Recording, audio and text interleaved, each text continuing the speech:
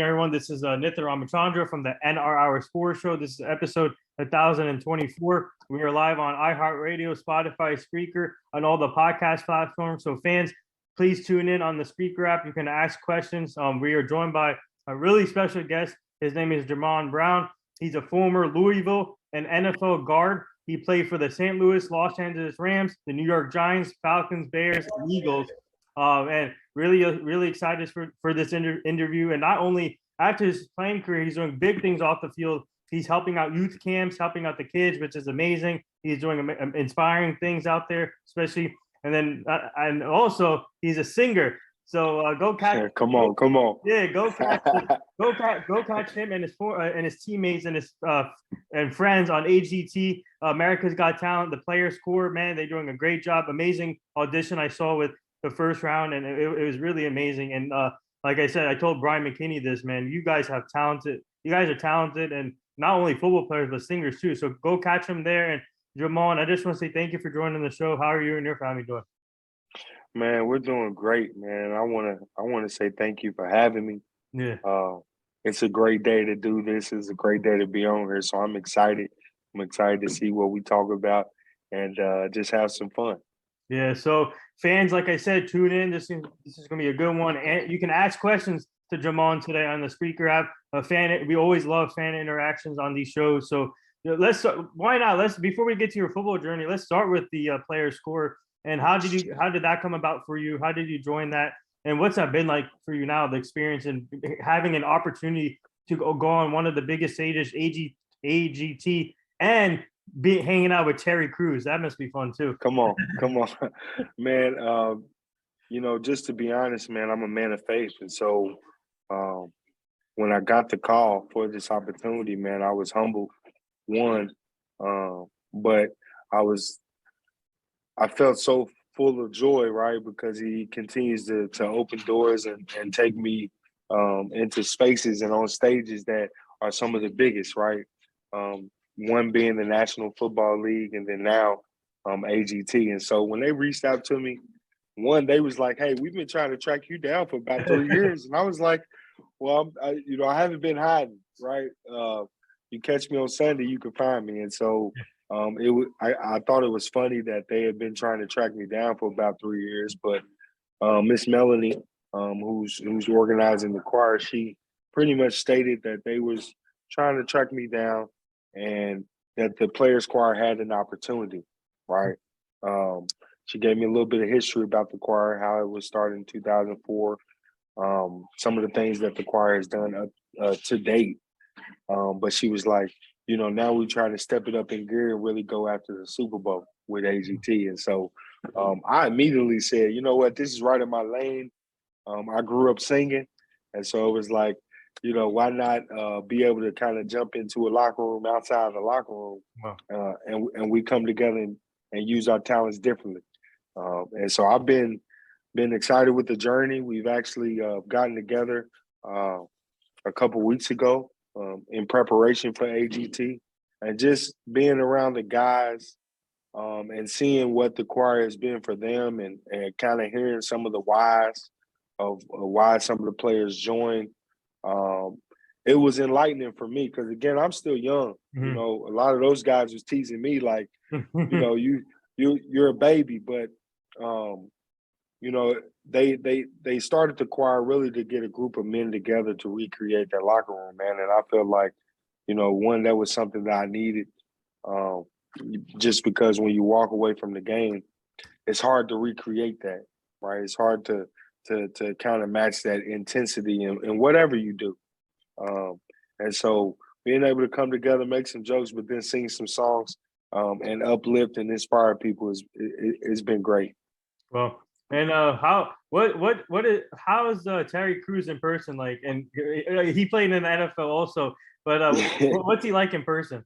Terry Crews? I mean, just like most of us, right? Full of personality, outgoing, outspoken, right? And definitely you could feel his presence. Wow. Yeah, so now let's get into your football career. Obviously, you had a heck of a career, and I don't know. Do you feel like you can still play in the league? Oh yeah. I know for sure. that I could still, chop that tree down. Now, I wouldn't say it'd be easy, but I definitely know that I'm equipped and I have the tools that I could go out there and help some organization. Yeah, so tell our fans, how did you become a guard in the league? And obviously, sometimes it's a tough position to. While growing up, who did you look up to in the NFL, or who did you follow? It's crazy. I mean, because my road to the NFL was not straight. Let's say that, right? In the Pop Warner leagues, I actually played quarterback. Played tight end, right, when I was younger. It wasn't until high school that I started hitting my growth spurts and then started putting my hand in the ground. And so I originally went to college as a defensive lineman. My true freshman year, Coach Strong asked me if I would convert over, and I converted over, and I actually started 2 weeks later at guard, and I started against Quentin Couples, Sylvester Williams, some of the big time guys around that time at North Carolina, which then led me to then kicking out, playing tackle, which I played tackle for the remainder of my collegiate career. But that, I think, showed the league my versatility, showed them my athleticism, which then I was fortunate enough to get drafted third round, 8th pick by the St. Louis Rams. And so when I get to the league, again, it's the same type of deal, kicking back inside, right? And, the rest is kind of history from there. Yeah, so we are live with former Louisville NFL guard Jamon Brown and also singer. I got to put that in there too. Come on. Yeah. So we already have a fan. We got fans joining in now already. We got a fan question already. Someone wants to know. Speaking of flexibility, they want to know how important is it for an athlete to learn multiple positions in their own sport? Well, listen. If you want to be a pro, I'm going to say it's key. It's the key to everything. One of the things that is commonly mentioned in the league is the more you can do, the longer you stay, right? And so I would tell anybody that has hopes of reaching that level to never put yourself in a box, right? Always be ready for sudden changes and be adaptable to change as it comes at you.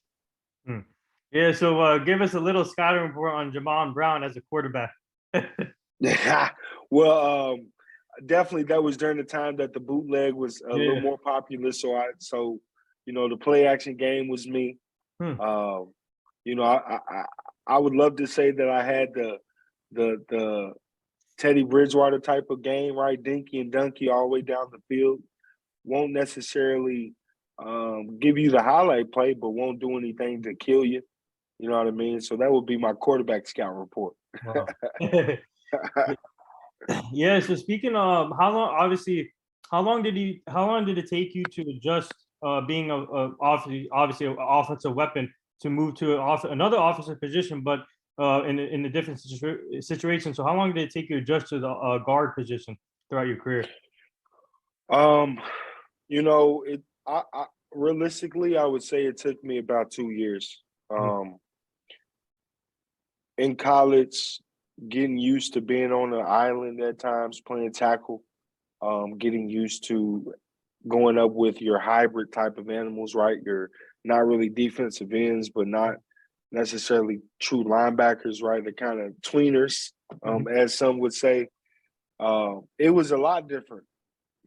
It was a real cultural shock for me when I got to the league, because I went from that island to the phone booth where everything happens a little bit faster, right? Where your errors or your false steps or any of those mean that much more. And then, of course, the blatant fact, proximity to the quarterback, right? So I'm a little closer to the quarterback, so there's even less room for error. And so I would say my biggest adjustment really was getting that mentality of going from the island to the phone booth. I think that was the hardest thing for me, and really just shortening everything and realizing everything happens a little fast. So we have another fan question. Someone wants to know who are some of the offensive linemen that you looked up to, or guards? Well, I'll be honest. I didn't really start looking at the offensive side from a a role model standpoint or somebody I idolized until I converted in college, and around that time, The movie The Blind Side was coming out, and so I ended up. What's up, man? I ended up doing my research, looking at Michael Warr because the movie portrayed him as so big. So I was like, man, I gotta, see how big this guy is, and I think it was him was one of the first. But then when I got into the offensive line and I started figuring out, from a league standpoint, some of our top guys like your Zach Martins, your Brandon Sheriffs, who I was fortunate to be drafted, same draft class, your Tyrone Smiths, your Trent Williams. I could go on. Andrew Whitworth, I learned a lot from. Roger Saffold, I learned a lot from, especially from the guard position. But my go-tos was Zach Martin for sure, and Brandon Sheriff, just because I loved how their game looked. You know what I mean? What they put on tape and on film, it looked great, right? Coach would always say, if you can make it look good, you're doing something. And Zach and Brandon, those was two guys that are standing out just off the top of my head that I know approached the game the right way, right? They was hard-nosed, but then again, they had high results. Yeah, I'm a big Cowboy fan, so we already know what. Okay. So you like this? So you like the old Zach? Yeah, and Tyron Smith. Yeah, Tyron Smith. Yeah. Speaking of Michael Warr, actually Brian McKinney got to play with Michael Warr while he was in Baltimore, and he told me Brian McKinney when he was on the show, he said that he learned a lot from Michael Warr. Obviously, his story coming from his background, and he said that it was a great time being his teammate. That's what he said. And Michael Warr, man, what a story, and what a to be able to overcome what he had to overcome and come to the league. Right. It's just amazing to hear. Definitely. I mean, I think,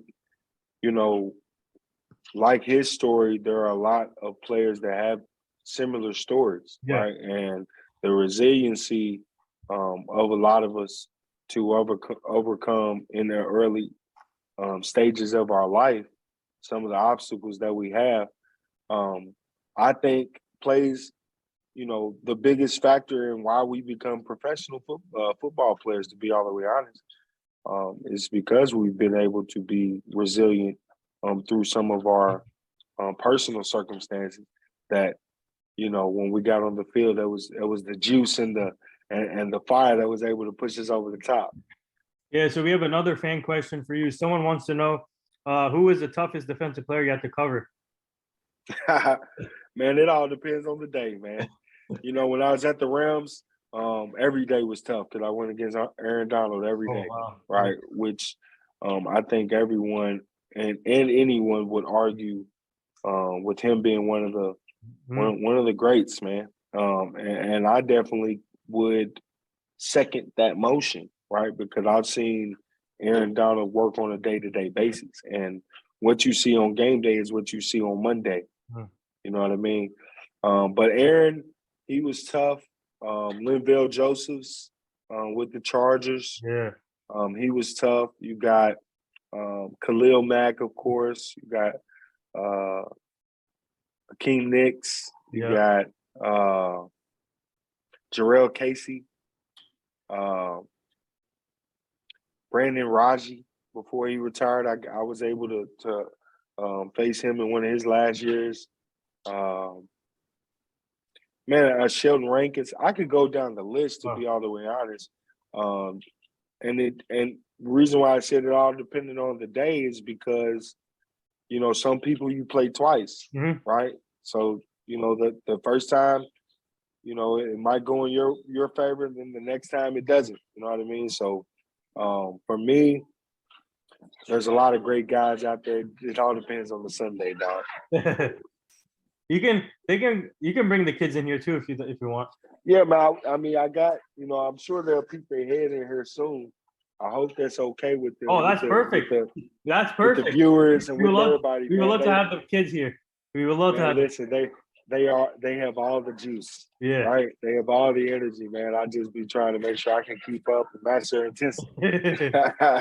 Yeah. So, tell our fans what were the key factors before, like, for choosing a college. What was the key factors for choosing Louisville? It was simple for me. If you know Louisville, Kentucky, or Kentucky in general, we don't have pro sports, right? It's either U of L or U of K. And so I grew up a Cardinal fan, and it was always a dream, to put that Cardinal bird on. And so when Coach Strong was hired in 2010, and I seen the turnaround from the era prior, Steve Cracked-Up era, I was like, listen, this might be my opportunity. So my senior year, we started landing. I think Teddy ended up committing. We had Michael Lee Harris. We had some of the top-ranked guys coming. And that's when I had the confidence, like, okay, no matter what had happened the last 4 years of my high school career at the University of Louisville, I felt Coach Strong was putting us on the trajectory to do great things. And so what I typically tell athletes and those aspiring to go play college is to have a process like I did, right? One, know where you want to go, right? Which is different than what's hyped and what's out there, right? Because, when I was choosing, it was Alabama, right? It was LSU. It was some of those bigger name colleges. But the biggest thing was that the fit for me, you know what I mean? And so I think that was key in choosing the college. One, I had to want to really be there for me. And then two, I had to feel it was the right fit for me. And then three, of course, my family loved it. And I got the support from everybody else. So, I kind of put it through those three checklists, and it worked out. You know what I mean? Let's say that. Hey, and it must have been extra special for you and your family since you're from Louisville. It was definitely extra special, man. We would love to say two cherries on top. You know what I mean? Just because my family was able to experience that. And that was one of the biggest things for me. As I started going higher in levels, was I wanted my people to be able to experience it. You know what I mean? I wanted my friends. I wanted, some of my peers from high school, right? The people from the church. I wanted them to be able to come and witness the product as it was being put together. All right, we have an interesting fan question that just came in. Someone wants to know, since you were a quarterback back in the day, did you ever get an opportunity to throw a ball while playing guard? Oh no. Here's what I would say about being a quarterback. If I threw the ball today, you wouldn't know that I had any history in that position. And so by the time I got to the league, my throwing ability was so far gone that I wouldn't even attempt. Wow. And so no, I didn't have the luxury of the old line pitch back, pop pass to the tight end. No, that was outside of my expertise. Let's reverse that. I wish. Did you get to catch anything as a guard? So we never actually ran it, but I did line up in fullback and ran like a little route to the flats and was able to get a little pass out the backfield. But we didn't actually get to get it called in the game. Yeah, so tell our fans what was the experience like at Louisville, and obviously having your family and friends come to the games, watch you play. And did you get to play with Teddy Bridgewater and Lamar Jackson while you were there? So, listen, my time at Louisville was epic, right? We experienced Year of the Cardinal 2013. I was a part of that. Of course, seeing the dynamics of the city while we were on that high was nothing like that. I actually came in with Teddy. Okay. So we were the same recruiting class. And then I was drafted right before Lamar Okay. came. So I literally missed Lamar. But I was there at Teddy's whole time. And Sugar Bowl, 12-1 season. To having 11 guys drafted my year, I had a great time at Louisville. I had a great time. We had a lot of success. I think that was really the stamp that put us on the map, right? It was the Coach Strong era. A lot of us knew us. A lot of people knew about us from, the first Bobby P era with the Orange Bowl win.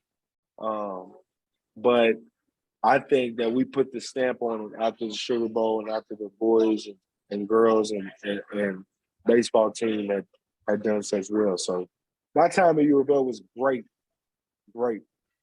Speaking of Coach Strong, Charlie Strong, what was it like playing underneath him? What did you learn from him? And obviously, he's a great head coach. Man, listen, Coach Strong was tough, man. He was tough, and he wouldn't bend the rules for anybody. You know what I mean? I think he expected a level of excellence from us, which I think then pushed the program to that level. And we trusted him. You know what I mean? He established himself from day one, the way he was going to be, right? Which he was that hard father type, right? He was that hard father. He will reward you when you did it right, but he's definitely going to remind you when you did it wrong. And I love that about him, but just because I think that that time bred a level of detail for us as not only players but as people that we were able to then take into our next phases of life that that's really vital for our success and what we're doing. So I'm very grateful to Coach Strong. Right, he was one who believed in me, gave me my scholarship. He was also the one who announced my name right when I got drafted. So it all came full circle. And he told me that if I believed in what he said, right, and I did the work of what they would ask me, that I would make my dream a reality, man. And he didn't lie to me. And so I got to say, Coach Strong, he's a man of his word. He's forever embedded in a lot of people's hearts. I know in Louisville's hearts, but in my heart for sure. Wow. Yeah. We have another fan question. Someone wants to know, they want you to speak on Mikhail Beckton, former Louisville offensive lineman. Okay. Man, listen, first off, Mikhail is one of the biggest humans I have ever seen. Right? And his personality is a gentle giant. But I'm excited to see what he does this year.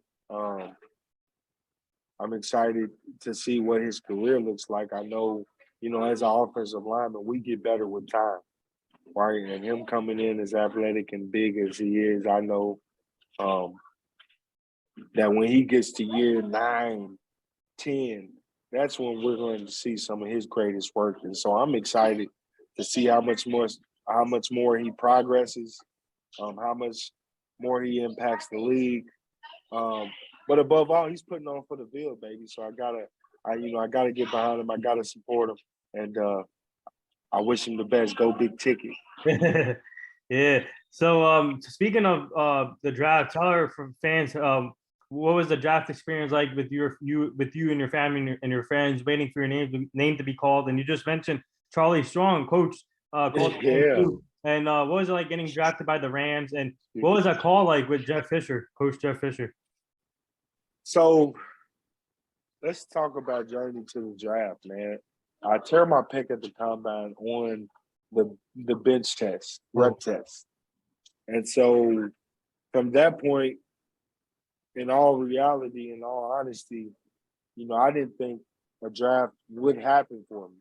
And so going into day one, my agent at the time was like, hey, want to make sure our mind's not just focused on, sitting around watching the draft. So let's get out and do something. And it was around Derby time here in Louisville. Which, if anybody knows anything about Louisville, it's one of the livest times, right, in Kentucky, is around the Derby. And so we were at a Derby event on the first night. I had Dallas calling me the first night. Right? I believe you all drafted that year DB the first round. Yeah. And Steve Loney was you all's offensive line coach at the time, and I had him at the East-West Shrine game. And so, man, listen, I'm sitting here super excited, right? I'm getting a phone call on the first day, potentially talking about being the 31st or 32nd pick of the first round. Yet I had torn my pec at the combine. So I was like, all over the place. So I ended up not getting selected, right? Like I said, they went with a DB. So I moved to day 2. So now my nerves are starting to kick in a little bit. I'm like, does anybody like me? You know what I mean? I think, a lot of players who had an anticipation going into the draft, and if it didn't happen and where they anticipated, I'm sure felt like I felt. You know what I mean? A little bit of anxious, a little bit of nerves. Is it going to happen? I'm right here. I'm so close. And so day 2. That DB was Brian Jones, I think. Yeah. Brian Jones. Is that UConn? Yeah, UConn. I want to say he was from UConn. Yeah. I want to say he was from UConn. So day 2, I was like, all right, let me just get with the family. Let me surround myself with the people I care about and people who care about me. Let's just have a barbecue. Let's take our minds off of it.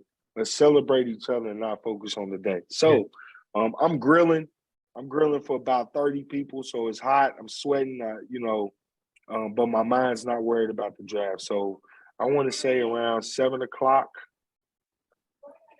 I get that call, man. And it's funny because Jeff Fisher's first question to me was, did I still want to play football? Oh, wow. And so I think I jokingly, I'm like, Coach, do I still want to play football? I've been waiting on y'all to call. You know what I mean? I'm just glad y'all called. And so after we laugh and he tells me congratulations, he told me, I told you. And it made me think about my pre-draft visit to the Rams and meeting Jeff Fisher. And we talked about, and he talked as if they had already drafted me. And no other visit was like that. And to have him actually call my name like he said he would, man, it was – I couldn't even explain the emotions, right? Just because I don't know how many people can truly say that they have not only set a task and accomplished it, but set a task that a lot of people say is impossible to accomplish, right? Or not impossible, but they say the statistics are so low that it's nearly impossible. And so with taking that statement and making it simple, in my mind, I had just accomplished the impossible. You know what I mean? And so that feeling, being able to experience that with my family, my mom, my dad, some of the closest people that I care about, and they, be able to not only congratulate me, but assure me or reassure me that, hard work does pay off. Yeah, you know what I mean? You worked hard throughout your career. You worked your ass off, and you got to your goal. And man, what a great career you had. And man, you brought it every day to the league. And And what a story! What a great draft story right there. That's amazing. That's amazing. Come on, Yeah. man. That's and I think that's what it's about. And if you look throughout the league, there are so many stories just like that is amazing. Mm-hmm. You know what I mean? It's amazing. So we have another fan question for you. They want to know what was it like learning from Andrew Whitworth while you were with the Rams? Yeah, there we go. Man. And I should say Super Bowl champion Andrew Whitworth. There you go. Come on, Super Bowl. Yeah, you got to put respect on his name, man. Listen, I have never met a more humble being than Andrew. And when he came to the Rams, we were in a space of trying to find our identity, right? We had just hired Sean McVay. Mm-hmm. He's trying to change the culture, right, from the Jeff Fisher era to the new era. And I think that bringing Andrew was the smartest thing that they could have done, just from a simple fact of what he brought, not only to the locker room, but to the organization. Mm-hmm. His experience and his wisdom showed up in so many different areas. And it wasn't just offense, and it wasn't just O-line being able to protect the quarterback. It was logistics of, when we traveled to London, what the players would be more inclined to kind of adjust to. You know what I mean? He was able to be an advocate for us, right? Let Coach McVay know, listen, we didn't win hard, these past 5 days. We might need to peel back a little bit, and because it was coming from him, it be taken into account. You know what I mean? So I think there's a lot more that he brought that you can't really put into words, but he was the piece that I think we needed as an organization that helped us and helped, the organization where it is today. Okay. I can get that. So I got to shift, man. I got to shift rooms. We got the kids coming in, so with me. The kids can come here during the interview. Yeah, they got the drums, though. It might be too loud. It might be too loud. So we're going to shift. I'm going to shift into a different space. Hopefully you don't lose me.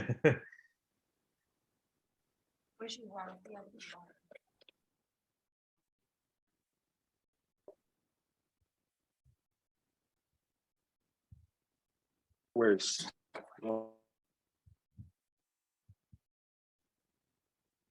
man, but we want to make sure we can give our youth the space that they need to continue on, man. But we good. Can you hear me? Yeah, can you hear me? Yep. Mm-hmm. Yeah, so you spent 3 years with the Rams. Obviously, you guys moved from St. Louis to Los Angeles. Tell our fans about that transition, moving from St. Louis to LA, and then obviously moving on from Jeff Fisher, and then bringing in Sean McVay, which amazing coach and lots of energy, and eventually winning a Super Bowl for you guys there. But to explain that transition from coach and then moving to a different city. Man, first off, I would like to say I don't think that they could have had a better coach at the time to take us from St. Louis to LA. I think Jeff Fisher did the best anybody could do with, keeping everybody informed, keeping everybody together, but then keeping everybody focused on how we move forward. That for me was one of the biggest just adjustments that I had to adjust to with the job, should I say, the job aspect of what we do. It's like, man, I'm really having to relocate thousands of miles, away from where we started, so to speak, right? Being drafted to St. Louis, right? Trying to settle in there rookie year, and then knowing, okay, year 2, we got to uproot and go across the country to California.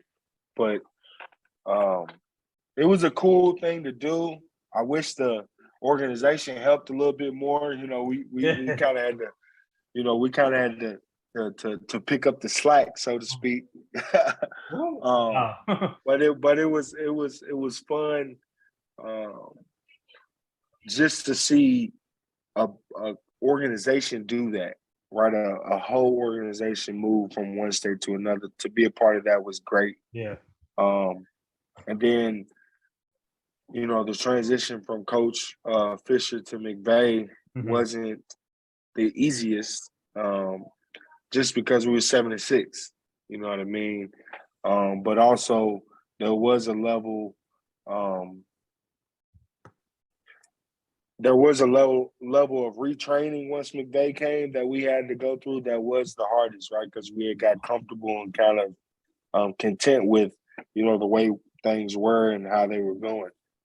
But I think, a lot of people kind of jumped into it and fed into it because of, like you said, McVay's energy, right? He is high energy.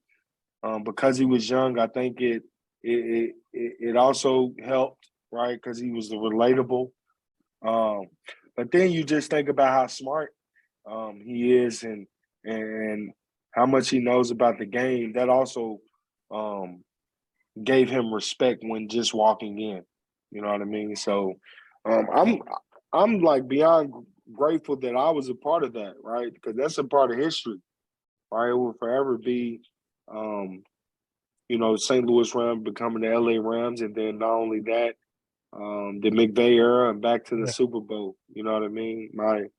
His first year, we made it back to the wild card. Unfortunately, we lost to the Falcons, but that year alone, for me, and some of the victories that we had got, some of the games that we had played, man, it was just a crazy, high, fun year.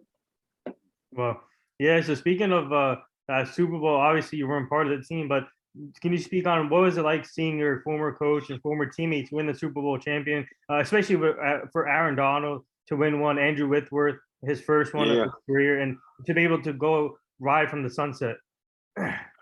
So for me, it was no bad blood, man. I was so excited to one, know that I was a part of the foundation to help us get there. You know what I mean? And so that was the perspective I tried to stay in, right? Was I was a part of the foundational blocks.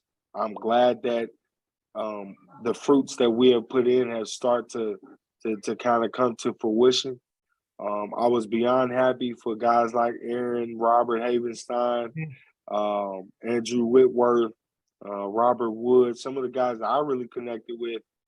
I was excited to see those guys, pull it off, make it to the Super Bowl. Unfortunately, they didn't win that year, but just knowing that we had put in the system, so to speak, that could put you on a trajectory for a Super Bowl. And obviously we've seen them get back, shortly after that. So, it just proves that, like I said, that foundation we had put in was concrete, it was proven. But I was just, beyond excited for those guys. Yeah. So we have another fan question. One of our fans want to know who was the funniest teammate that you played with? The funniest? Yeah. Kenny Britt. Kenny Britt. Again, that was my rookie year, so I'm getting introduced to the league right now, and I don't think there is any better person to introduce you to the culture of the league than Kenny Britt. He was a loudmouth, in your face. This is what it is, and this is what it ain't type of guy. You know what I mean? And he was funny, man. He would wear Timberland boots to the walkthrough, right? So imagine a wide receiver at that, running a go route in some Timbs. And so he was funny. Tavon Austin also was a funny one. One of the smallest guys I've ever met, but the biggest spirits. You know what I mean? So yeah, Kenny, I'm gonna have to go with Kenny and Tay. Well, yeah, Kenny. Kenny, obviously Rutgers product. So Come on. Rutgers 3%. Man, what a great receiver he was too, and obviously Tavon Austin got some time with Dallas. He had to overcome a lot of injuries too, but what a great receiver to have on the team. And but for you, obviously, after the what do you? Let me ask you this. I'm just curious. How tough is it for you? How tough was it for you leaving the Rams? And could you had stayed there for your whole career? And obviously, you play with other teams, but how tough is it leaving first? Um, Man, it was real tough. I mean, like most players, I'm sure you have that vision of going to the league, entering the league, and staying with one team your whole tenure. That was definitely my vision and my goal. Um, but God had other plans, and the business had other plans. You know what I mean? And so um, I was hurt. I was hurt when I left the Rams, just because I felt like that I was key to our success. But then subjectively looking at it, I understand the business. At the time we needed some edge presence, right? And so we had to go get Dante Fowler. Mhm. Um, and because of my suspension at the time, that made me that movable piece. You know Yeah, what I mean? And so I'm completely understanding in that. It wasn't the best feeling for me, just because it's like anything, man. It's like that slot machine, right? yeah, You might have been sitting there 30 minutes and warmed that slot up, and the first minute you get up, the next person sits down and hits the jackpot. You know what I mm, mean? And that was the feeling I had. But again, like I told you, I was happy for the organization. I was happy to see that the fruits that we did put in place came to fruition. And so I would have loved to spend my whole career there. I'm actually grateful because I was able to go into different markets and see yeah, different things. Man, I'm from, again, Louisville, Kentucky, yeah, and if you don't know, if whoever's listening, um, we are a big city, but we're a small town. yeah, You know what I mean?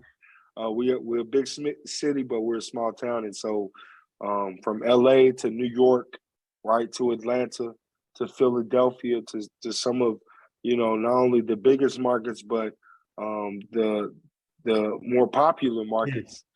Um, I'm actually grateful. I'm actually grateful.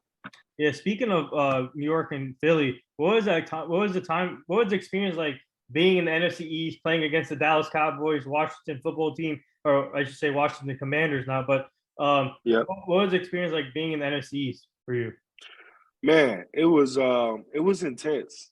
It was intense. When I was at the Giants, um, although we wouldn't have the best record, the energy never died around those games. You know what I mean? I remember taking the train um, up to play Philly, right, and going through the train station, and just the looks you would get, or you know somebody might bump you and not say excuse me. You know what I mean? You're like, okay, I can really feel the rivalry. I can feel the how hostile it is.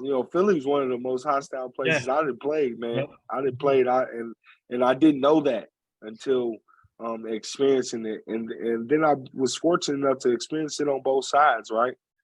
Being the enemy, but then also becoming an ally, and so I love my time up north, man. I was beyond um, excited when I went to New York, right? To be in the Big Apple, to be in the city that never sleeps. It definitely held true to its name, um, but then also the city brotherly love. You know what I mean? Yeah. So, what was it like playing with the two-time Super Bowl champion Eli Manning, and obviously you got to play with Saquon Barkley. Actually, I had the opportunity to meet Saquon Barkley in person. We worked for a company called Jersey Sporting News, and we got to cover like a golf event, and he was there. So, what was it like playing with Eli, Saquon, and the rest of the team? Well, Eli, quiet spoken, straight to business. Um, But he had personality, man. He had personality. He would crack a joke from time to time. Um, but you can just definitely tell that, at that point in his career, he had been doing it for a while. You could tell he was a pro's pro. And then you look at a guy like Saquon, He was, I want to say that might have been his first year, second year in the league when I had went there. You see how dynamic he was when he stepped on the scene. Yes, his quads is as big as they say they are. But above all, man, I was just impressed at some of the things he could do. You know what I mean? At times he can make a play that was nothing and take it and make it into something. And humble kid, jokester. Mm-hmm. Those is two guys I enjoyed. They made my time in New York great. Odell Beckham was another guy who made my time great. Man, I actually love New York. Yeah, speaking of Odell, another one of your former teammates winning a Super Bowl this year with the Rams. And Come on. Did you reach out to him once he won? I did. I reached out to all those guys, that I still had their numbers, kind of just congratulating them. Just one on the work that they put in, but two, just staying persistent, right? Because like you said, Odell, to be with New York and go win the Super Bowl with LA, fighting the injuries that he had, just everything that he fought through to get through to that point. I was happy to finally see him get what he's been chasing. Seeing my boy like Cooper Kupp and Robert Woods, just seeing those guys be able to kind of put that on their belt, right? As a friend and as a brother, it just makes me grateful, and I experience it with him. You know what I mean? Yeah, Cooper Kupp got the money now. He's one of the highest paid receivers. Come on now, Yeah. come on. Yeah. Hey, they say it pays to be a winner. Yeah. So, one of our fans want to know, what was your music that you like to listen to before a game? R&B. I'm gonna be honest with you. They said there was a saying that they used to say, "It's calmest before the storm." Right, and so before I'm getting ready to go into the trenches, I used to try to slow my mind down, clear my mind, and the way I could do that was a little R&B. At times, I would play a little bit of gospel, but I couldn't get too much in the gospel just because it would make me too light. You know what I mean? I gotta go out here. I gotta be mean. I gotta be angry. So, a lot of times this is the R&B just because I like to kind of slow it down before I ramp it up. Yeah, so you got to cover during your career, man. You got to play with some great quarterbacks and also great running backs like obviously Saquon, Barkley, Miles Sanders in Philly. And then if you go and obviously the Rams, you play with great running backs. And if you go to Atlanta, Devontae Freeman, you play with Matt Ryan. Free. You have Matt Ryan, and also you guys had a talented Yeah, you guys had a talented offense in Atlanta, and also you played with James Carpenter and Alex Mack. Can you speak on Big Carp? Can you speak on Alex Mack and what did you learn from him, who just announced his retirement too? Man, Alex Mack. First off, he had his routine, right? It was one guy that I know ate 12 eggs every morning. Oh my God. Yeah, I know, right? Seeing it is even harder to bear than hearing it. But I loved Alex Mack and his approach, right? And how he not only approached the game, but he approached practice. Alex loved to see stuff done the right way. And so he always pushed himself and pushed others to do it the right way, but then don't just stop there, right? Can you do it better than before? And playing with a Pro Bowler like that, having a Pro Bowler like that in the room, being able to pick his brain, being able to match his intensity definitely helped me raise my level of expectation for myself. And then he was cool. You know what I mean? It was cool to just kick it with him and pick his brain off the field when we were in the cafe. He had some humor, right? He has some humor. At times it could be a little dry, but I love he would throw it in there. You know what I mean? He wasn't an old cranky vet, right? He was understandable, but he also had a level of expectation. So I loved Alex. I love really that my time there with Julio, Devontae, Matty Ice. Um, I had a great time. I had a great time. So let me ask you this: how weird is it going to be to see Matty Ice in a different uniform now with the Colts? First, it's gonna be weird, right? I think it's gonna take America half the season before they can really get used to seeing Matt Ryan in a Colts uniform. You know what I mean? But he's a pro's pro, and I expect him to do great things and help that organization chase the title. Yeah. So now, let me ask you. I know that you're obviously you guys are focusing on the AGT, America's Got Talent situation still, and also obviously you're helping out the youth here. But if the right opportunity comes up for you, maybe during this off season or maybe this season, would you consider coming back to play? I thought about it, and honestly, I would have to give it more thought. I've been removed from the game for a little over a year now. I still get those itches and urges, and then I still think I got some juice left. So I won't close the door on it, but I won't necessarily stand in front of that door either. So who knows? Hey, we would love to have you in Dallas, man. Come on. Hey, listen, there was a point in time where I would love to be in Dallas. So if Dallas reached out and we can make it make sense, hey, we'll make it make sense. Yeah. So for now, what's it been like for you just to help the kids out, the youth? Obviously, now in this generation is all about helping out the youth, getting them to be where they wanted to go in their lives. And what's that been like for you for now? Man, it's been just like playing football, man. This is just like scoring a touchdown, right?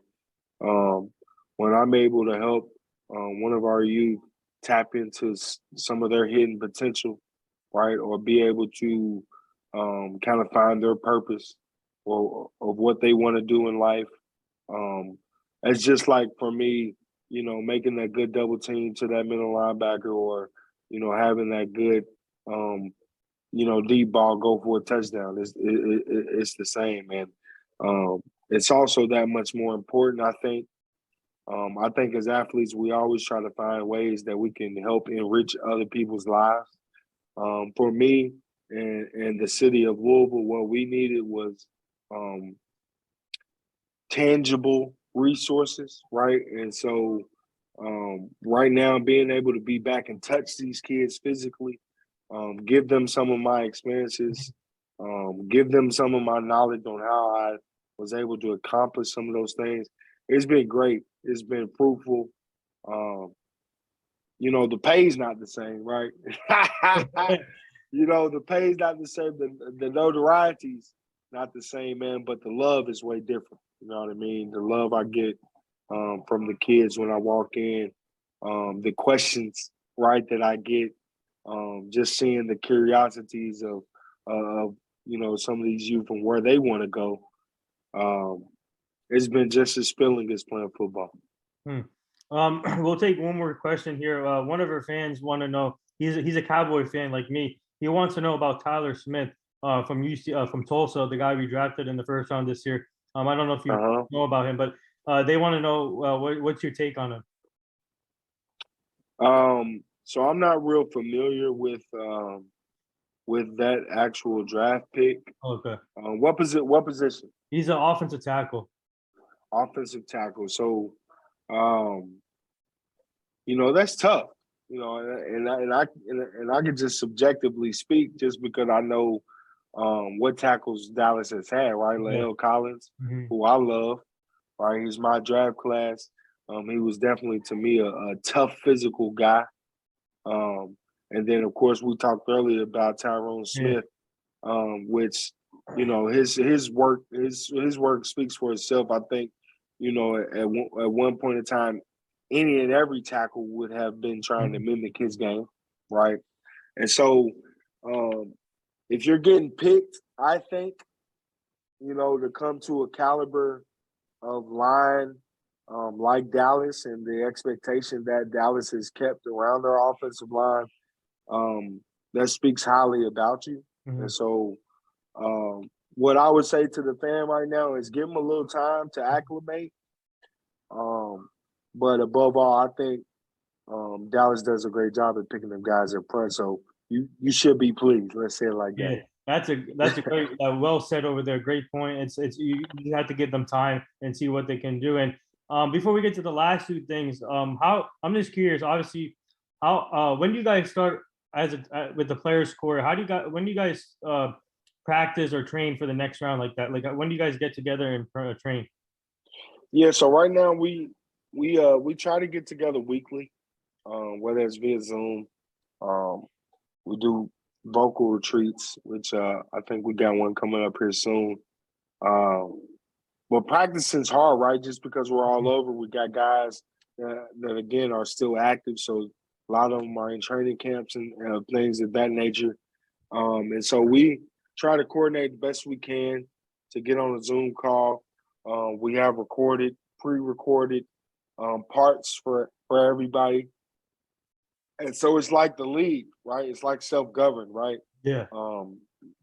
You don't really have team workouts during the off season, right? But you got to report and make sure you come back in shape and ready to go. So that kind of, you got that self-governed space.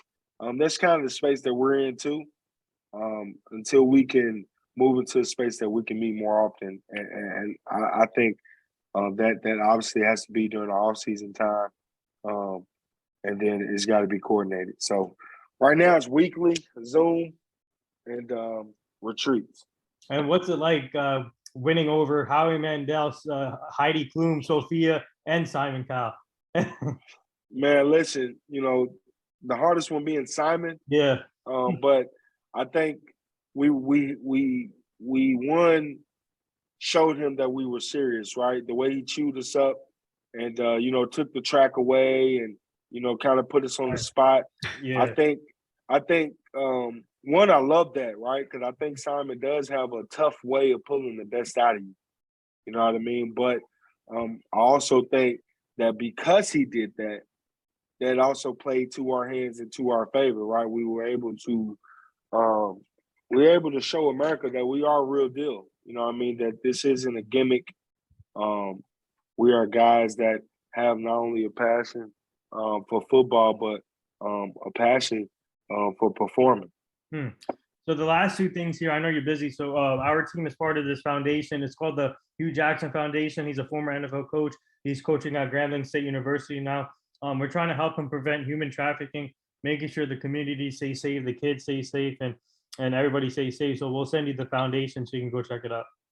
Okay, perfect. We'd love to. And we're stronger together. Yeah. And the last thing here, would you like to say anything to all the nurses, doctors, and all the essential workers right now? Man, listen, to all our essential workers, thank you, right? I want to first and foremost thank you for the work you all do. Like you all's title, the work is essential, right?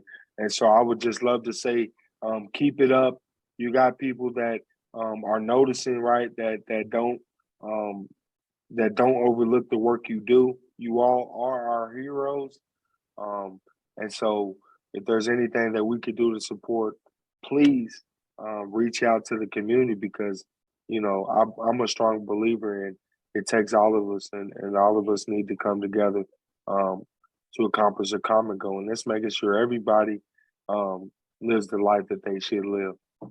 So, would you like to plug anything? Would you like to plug anything to our fans where they can find you on social media? I surely would. Listen, if you rock with anything I said today, look me up on all your social media platforms. Underscore between everything, JB the Great 68. So it'll be JB underscore the underscore great underscore 68.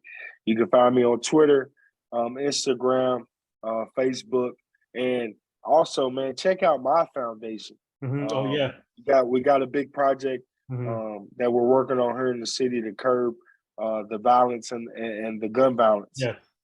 particularly within our youth, man. And you can find us at www.jamonbrown.com for information on my foundation and what we got coming up next.